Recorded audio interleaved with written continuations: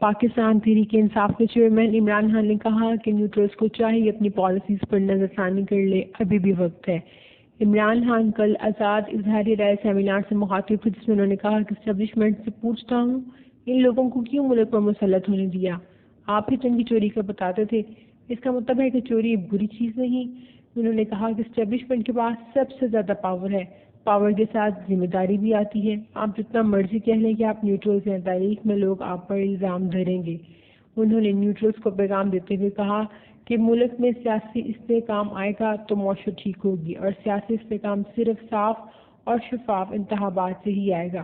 ان کا کہنا تھا کہ شہباز گل سے پوچھتے ہیں کہ عمران خان کھاتا کیا ہے۔ شہباز شریف کی کرپشن کے 4 گواہ ہارٹ اٹیک سے مرے، انہیں پتا تھا کہ وہ کھاتے کیا ہیں۔ کھاتے کیا ہیں کا پتا ہوتا ہے تو پھر انہیں ٹھکانے لگاتے ہیں۔ ان کا کہنا تھا کہ نواز شریف کو پاکستان لانے کی پوری کوشش کی جا رہی ہے، ایک اسکیم بنائی گئی ہے عمران خان کو بھی نہل کر دیا جائے اور اس کے بعد نواز شریف کے ساتھ الیکشن کی اجازت دی جائے۔